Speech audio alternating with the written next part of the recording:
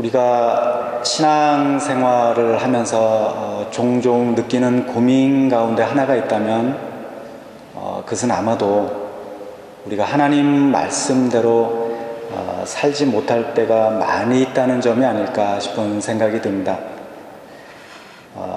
머리로는 하나님의 말씀대로 순종해야 된다는 것을 아는데 그게 생각처럼 잘 되지를 않는다고 하는 것이죠. 그래서 알면서도 순종하지 못하고 또 몰라서도 순종하지 못하는 것이 우리의 모습이라고 할 수가 있습니다. 근데 오늘 우리가 읽은 본문 말씀에 보시면 하나님의 말씀을 따라 순종했던 아브라함이라고 하는 사람의 모습을 우리는 본문에서 발견하게 됩니다. 오늘 본문에 보시면 하나님께서 아브라함에게 아들 이삭을 번제로 드리라고 말씀을 하셨는데요. 이 번제가 무엇인가 하면 짐승을 잡아 죽여서 하나님께 드리는 제사를 의미합니다. 그러니까 하나님께서 아들 이삭을 죽여서 하나님께 제물로 바치라고 말씀하신 것입니다. 그러니 아브라함이 하나님의 그 말씀을 듣고 얼마나 기가 막혔겠어요. 그런데 그 말씀까지도 순종했다고 하는 것이 오늘 우리가 읽은 본문의 전체적인 줄거리입니다. 저는 오늘 말씀을 통해서 여러분과 함께 두 가지의 교훈을 나누고자 하는데요. 오늘 본문에서 우리가 첫 번째로 배울 수 있는 교훈이 무엇인가 하면 하나님은 시험을 통해서 우리의 믿음을 확인하신다는 것입니다.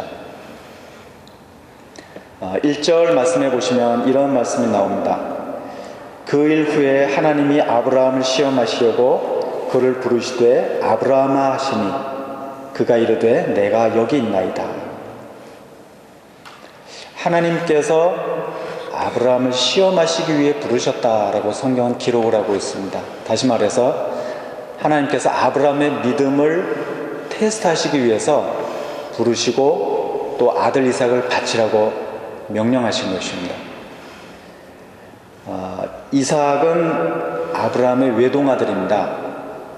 그것도 아브라함이 100살 때 낳은 아들이었기 때문에 정말 그 무엇과도 바꿀 수 없을 정도로 소중했던 존재가 바로 이삭이었다고 할 수가 있습니다. 그런데 그런 아들을 죽여서 제물로 바치라고 말씀을 하신 것입니다. 사실 사람을 제물로 바치라고 하는 것은 상식적인 면에서 볼 때 전혀 말이 안 되는 말씀입니다. 그리고 또 하나님도 그런 인신 제사를 요구하시는 그런 분이 아니시죠. 또 게다가 하나님은 아들 이삭을 통해서 자손이 번성하게 될 것이라고 아브라함에게 이미 약속하셨습니다. 근데 하나님께서 이삭을 바치라고 하시니까 아브라함은 하나님께서 왜 그런 명령을 하셨을까? 아마 이해가 되지 않았을 것이 분명합니다. 그런데 놀라운 사실은 아브라함이 그럼에도 불구하고 하나님의 명령에 순종했다고 하는 사실입니다. 3절 말씀해 보시면 이런 말씀이 있습니다. 아브라함이 아침에 일찍 일어나 나귀의 안장을 지우고 두 종과 그의 아들 이삭을 데리고 번제에 쓸 나무를 쪼개어 가지고 떠나 하나님이 자기에게 일러주신 곳으로 가더니 여기서 말하는 아침은 하나님께서 아브라함에게 명령하신 그 다음날 아침을 의미하고 있습니다. 그러니까 아브라함은 하나님의 명령을 듣고 곧바로 번제에 쓸 나무들을 쪼개어 가지고 준비한 다음 그 다음날 아침 일찍 일어나 가지고 이삭과 두 명의 종들과 함께 길을 떠난 것입니다. 그러나 사실 아브라함이 이렇게 하면서도 그 마음이 얼마나 힘들었겠어요. 어쩌면 아브라함은 길을 떠나기 전날 밤 한잠도 제대로 자지 못했을런지도 모릅니다. 그런데 그럼에도 불구하고 아브라함은 하나님의 황당한 명령에 불평하지도 않고 또 민기적되지도 않고 곧바로 하나님의 명령에 순종한 것입니다. 이런 사실을 보면 아브라함의 믿음이 정말 대단했다고 하는 사실을 우리는 알 수가 있습니다. 그런데 7절에 보시면 이삭이 아브라함에게 이렇게 묻습니다. 이삭이 그 아버지 아브라함에게 말하여 이르되 내 아버지여 하니 그가 이르되 내 아들아 내가 여기 있노라. 이삭이 이르되 불과 나무는 있거니와 번제할 어린 양은 어디 있나이까. 불과 나무는 있는데 번제할 어린 양은 어디 있습니까? 이렇게 이삭이 물었을 때 아브라함이 그 말을 들으면서 얼마나 마음이 아팠겠어요. 정말 마음이 찢어질 정도로 아팠겠죠. 그런데 8절에 보시면 아브라함이 그 말을 듣고 아들 이삭에게 이렇게 대답을 합니다. 아브라함이 이르되 내 아들아 번제할 어린 양은 하나님이 자기를 위하여 친히 준비하시리라 하고 두 사람이 함께 나아가서 번제할 어린 양은 하나님께서 친히 자기를 위하여 준비하시리라. 아브라함이 이렇게 이야기하고 있는 것을 보면 아브라함은 어쩌면 하나님께서 아들 이삭을 대신해서 번제할 어린 양을 미리 준비해 두셨기를 기대했을는지도 모릅니다. 그러나 막상 제사를 드릴 장소에 가보니까 번제할 어린 양은 전혀 눈에 보이지를 않았습니다. 그러니 아브라함이 속으로 얼마나 실망스러웠겠어요. 그런데 그럼에도 불구하고 아브라함이 아무런 불평도 하지 않고 묵묵히 그 자리에다가 제단을 쌓은 다음 또 나무를 이렇게 버려놓고 아들 이삭을 줄로 묶어서 결박해서 그 나무 위에다 뉘어놓습니다. 그리고 칼을 들어서 아들 이삭을 죽이려고 하는 그 순간 하늘에서 여호와의 사자의 음성이 들리면서 이삭을 죽이지 못하게 합니다. 그리고 나서 아브라함이 주변을 둘러보니까 이 수양이 그 숯불 사이에 걸려있는 것이 눈에 보여가지고 그 수양을 이제 하나님께 번제로 드리게 되죠. 여러분은 이 말씀을 들으시면서 어떤 마음이 드십니까? 저는 아마도 두 가지 마음이 들지 않을까 싶은 생각이 듭니다. 첫째는 아브라함의 믿음이 정말 대단하다고 하는 것과 둘째는 나는 절대로 그렇게 못할 거라고 하는 이런 두 가지의 생각이 아마 들지 않을까 싶은 생각이 듭니다. 어떠세요? 그렇지 않으십니까? 사실 오늘 말씀은 아브라함의 믿음이 정말 대단했다고 하는 사실을 우리에게 보여주고 있습니다. 히브리서 11장 17절부터 19절에 보시면 아브라함의 믿음에 대해서 성경에 이런 말씀이 나옵니다.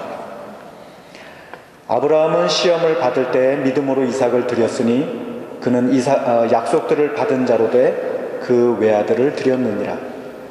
그에게 이미 말씀하시기를 네 자손이라 칭할 자는 이삭으로 말미암으리라 하셨으니 그가 하나님이 능히 이삭을 죽은 자 가운데서 다시 살리실 줄로 생각한지라. 비유컨대 그를 죽은 자 가운데서 도로 받은 것이니라. 아브라함은 시험을 받을 때 믿음으로 이삭을 드렸다. 다시 말해서 하나님께서 자기 아들을 다시 살려주실 줄로 믿고 아브라함이 아들 이삭을 죽이려고 했다는 것입니다. 이런 사실을 보면 아브라함의 믿음이 정말 대단했다고 하는 사실을 우리는 발견할 수가 있습니다. 이처럼 오늘 말씀에서 우리는 하나님께서 시험을 통해서 우리의 믿음을 확인하신다고 하는 사실을 알 수가 있습니다. 그러나 본문의 말씀이 이야기하고 있는 것은 사실 그것만이 전부가 아닙니다. 우리가 본문의 말씀을 통해서 한 가지 더 알아야 될 것이 무엇인가 하면 하나님께서 우리도 아브라함처럼 믿음이 자라도록 일하고 계시다고 하는 사실입니다. 만약에 하나님께서 우리의 믿음이 자라도록 도와주시지 않으면서 우리의 믿음을 테스트하기만 하신다면 사실 그것은 우리에게 있어서 아무런 의미가 없겠죠. 그리고 우리가 본문의 말씀을 대할 때도 우리가 아브라함처럼 순종해야 된다고 하는 그런 사실에 대해서 우리는 부담을 느낄 수밖에 없습니다. 그런데 그렇지 않다고 하는 것입니다. 오늘 본문에서 이야기하고자 하는 것은 아브라함이 이만큼 순종했다고 하는 사실, 그래서 우리도 이렇게 순종해야 한다라는 그런 의미보다는 아브라함이, 하나님께서 아브라함을 그만큼 믿음이 자라도록 일하셨다고 하는 그런 사실에 더 중요한 초점이 있습니다. 그래서 하나님은 우리의 믿음도 테스트하시지만, 그러나 그보다 먼저 우리의 믿음이 자라도록 우리를 도와주신다고 하는 사실입니다. 창세기에 보시면 아브라함도 과거에는 믿음이 별로 없었던 사람입니다. 아브라함이 하나님을 믿고 가나안 땅에 온 것이 아브라함이 75세가 되었을 때인데요. 하나님은 그때 아브라함에게 아들을 주시겠다고 약속하셨습니다. 왜냐하면 그때까지도 아브라함에게 아들이 없었기 때문입니다. 그런데 몇 년이 지나도 아들을 주시질 않습니다. 그러자 이 아브라함의 마음 가운데 의심이 생기고 또 실망스러운 마음이 찾아오게 됩니다. 우리도 보면 아무리 열심히 기도해도 기도 응답이 없다고 느껴질 때 가끔 이렇게 실망스러운 마음이 들 때가 있죠. 근데 그때 하나님께서 아브라함에게 찾아오십니다. 그리고 아브라함에게 다시 약속의 말씀을 해주시면서 아브라함이 믿음을 잃지 않도록 하나님께서 아브라함을 도와주십니다. 그러나 10년의 세월이 지나도 아들이 생기지를 않자 결국 아브라함은 85세가 되던 해 사라의 몸종이었던 애굽 여인 하갈을 취해가지고 아들 이스마엘을 낳게 됩니다. 다시 말해서 아브라함이 하나님의 약속을 끝까지 기다리지 못하고 인간적인 방법을 동원한 것입니다.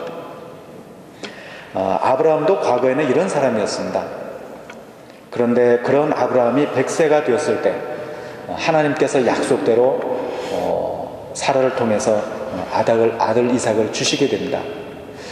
그런데 이때는 아브라함도 이미 나이가 많이 들어서 늙었고 또 아내 사라도 생리가 끊어진 때였습니다. 다시 말해서 임신할 수 없는 그런 상황이었습니다. 그런데도 하나님은 그런 두 사람의 몸을 통해서 아들 이삭을 낳게 하신 것입니다. 그러니 그런 기적을 체험하면서 이 아브라함이 하나님에 대해서 얼마나 새롭게 인식하게 되었겠어요. 그리고 그런 시간들을 통해서 하나님은 아브라함의 믿음이 자라게 하신 것입니다. 그런데 우리도 보면 마찬가지입니다. 우리 가운데 누구도 처음부터 이런 믿음을 가지고 있는 것은 절대로 아니죠. 왜냐하면 하나님은 눈에 보이지 않는 영적인 분이신데다가 또 우리가 하나님에 대해서 잘 알지 못하기 때문입니다. 그래서 우리가 하나님을 믿고 신뢰하기 위해서는 우리가 먼저 하나님에 대해서 알아야만 됩니다. 우리가 날마다 성경을 읽고 또 성경에 대해서 배워야 되는 이유가 바로 여기에 있다고 할 수가 있겠죠. 또 뿐만 아니라 하나님은 우리가 믿음이 자라도록 때때로 우리에게 확신도 주시고 또 기적도 체험하게 해주십니다.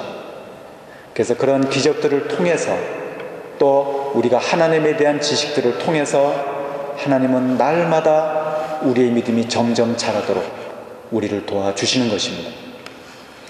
그리고 하나님은 계속해서 우리의 믿음이 얼마나 자랐는지 시험을 통해서 우리의 믿음을 확인하십니다. 왜냐하면 하나님은 우리가 믿음이 자라기를 너무너무 바라고 계시기 때문에 그렇습니다. 우리가 그 아이들이 어렸을 때 보면 아이들이 금방 쭉쭉 자라잖아요. 그래서 저도 보면 우리 아이들이 어렸을 때 이렇게 한 달 정도 지나면 또 그 벽에다가 이렇게 세워놓고 이렇게 키를 잣대로 대고서 눈금을 긋습니다. 그리고 거기 옆에다 날짜를 적죠. 또 한두 달 지나면 똑같은 자리에 세워가지고 또 키를 확인해 봅니다. 그렇게 하는 이유는 우리 아이들이 키가 빨리 자라기를 바라기 때문이라고 할 수가 있겠죠. 마찬가지로 하나님도 우리의 믿음이 얼마나 자랐는지 너무나 궁금하시기 때문에, 그만큼 우리가 믿음이 자라기를 원하시기 때문에 하나님은 계속해서 시험을 통해서 우리의 믿음을 확인하시는 것입니다. 우리가 살다 보면 종종 믿음을 따라서 선택해야 될지 아니면 내가 하고 싶은 대로 해야 될지 우리가 갈등을 느끼는 때가 있죠. 근데 그때가 바로 하나님께서 내 믿음을 시험하시는 때라고 생각하면 확실합니다. 그렇다고 한다면 우리는 그때마다 내 생각을 따라 내 욕심을 따라 선택하는 것이 아니라 믿음을 따라 선택하도록 힘써야만 되겠죠. 그리고 그런 순간들이 쌓이고 또 쌓이면서 우리의 믿음도 점점 자라게 되는 것입니다. 하나님께서 우리에게 아무리 확신을 주시고 또 아무리 기적을 체험하게 하셔도 우리가 믿음을 따라 선택하지 않고 순종하지 않는다고 한다면 우리는 절대로 믿음이 자랄 수가 없게 되겠죠. 사랑하는 여러분, 저는 우리가 작은 일에서부터 믿음을 따라 순종할 수 있기를 바랍니다. 아멘이십니까? 예. 그럴 때마다 우리의 믿음이 업그레이드 될 것입니다. 그리고 나중에는 우리 같은 사람도 아브라함과 같은 그런 믿음의 수준의 사람으로 자라갈 수 있게 되는 것입니다. 저는 우리가 날마다 믿음을 따라 순종함으로써 우리의 믿음이 점점 더 자라갈 수 있게 되기를 이 시간 주님의 이름으로 축원드립니다. 본문의 말씀을 통해서 우리가 두 번째로 배워야 될 교훈이 무엇인가 하면 우리가 믿음으로 순종할 때 하나님께서 우리를 크게 축복해 주신다는 것입니다. 12절 말씀해 보시면 하나님께서 아브라함을 보시면서 이런 말씀을 하셨습니다. 내가 내 아들 내 독자까지도 내게 아끼지 아니하였으니 내가 이제야 네가 하나님을 경외하는 줄을 아노라. 내가 이제야 네가 하나님을 경외하는 줄을 아노라. 하나님께서 이렇게 말씀하신 것을 보면 하나님께서 아브라함의 순종을 보시고 얼마나 기뻐하셨는가 하는 사실을 우리는 알 수가 있습니다. 그런데 하나님은 기뻐하시는 것만으로 끝나신 것이 아니라 아브라함을 크게 축복해 주셨습니다. 16절부터 18절까지 보시면 하나님께서 이런 말씀을 하셨습니다. 이르시되 여호와께서 이르시기를 내가 나를 가리켜 맹세하노니 네가 이같이 행하여 내 아들 내 독자도 아끼지 아니하였은즉 내가 네게 큰 복을 주고 네 씨가 크게 번성하여 하늘의 별과 같고 바닷가의 모래와 같게 하리니 네 씨가 그 대적의 성문을 차지하리라. 또 네 씨로 말미암아 천하 만민이 복을 받으리니 이는 네가 나의 말을 준행하였음이니라 하셨다 하니라. 하나님은 아브라함에게 큰 복을 주시겠다. 네 씨가 크게 번성해서 하늘의 별과 같고 바닷가의 모래와 같게 해주시겠다. 네 씨가 대적의 성문을 차지하고 또 네 씨로 말미암아 천하 만민이 복을 받도록 해주시겠다라고 하나님은 아브라함에게 약속하셨습니다. 한마디로 말해서 아브라함에게 엄청난 축복을 약속하신 것입니다. 여러분은 그 하늘의 별이 얼마나 많은지 알고 계십니까? 몇 년 전에 그 호주의 천문학자들이 그 연구 발표한 결과에 따르면 이 하늘에 있는 별들의 개수가 대략 7 곱하기 10의 22승 정도라고 합니다. 7 곱하기 10의 22승. 7 곱하기 10의 22승 하니까 어느 정도인지 감이 잘 안 잡히시죠? 이 7 곱하기 10의 22승이 어느 정도로 큰 숫자인가 하면 전 세계에 있는 모든 해변과 또 사막에 있는 모든 모래알 개수들을 다 합친 그 개수보다 무려 10배 정도가 더 많은 개수라고 합니다. 그러니까 정말 하늘의 별이 얼마나 많이 있는지 충분히 짐작할 수가 있겠죠. 그런데 이 숫자도 지금까지 관측 가능한 범위 내에 있는 별들의 개수라고 합니다. 그러니까 앞으로 과학기술이 더 발전해가지고 더 성능이 좋은 망원경을 개발하게 되면 훨씬 더 많은 별들의 개수를 발견할 수도 있다고 하는 사실입니다. 그러니까 그 정도로 하나님께서 아브라함의 자손이 복을 받도록 해주시겠다고 아브라함에게 약속하신 것입니다. 그리고 하나님은 그 축복의 약속을 보증하시기 위해서 16절에서 내가 나를 가리켜 맹세하노라 이렇게 말씀하셨습니다. 다시 말해서 자기 이름을 걸고 하나님께서 아브라함을 축복해 주시겠다고 약속하신 것입니다.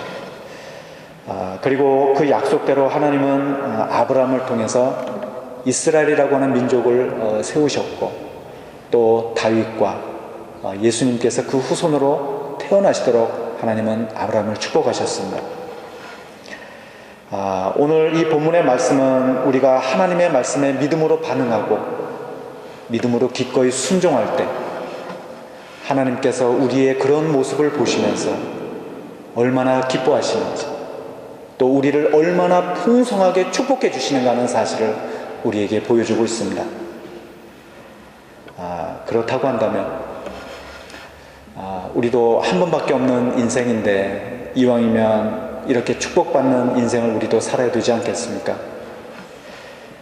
저는 우리가 아브라함처럼 언제나 믿음으로 순종할 수 있기를 바랍니다. 그 믿음을 보시고 하나님께서 너무너무 기뻐하십니다. 또 뿐만 아니라 그런 우리에게 하나님은 풍성한 축복으로 우리에게 채워 주실 것입니다.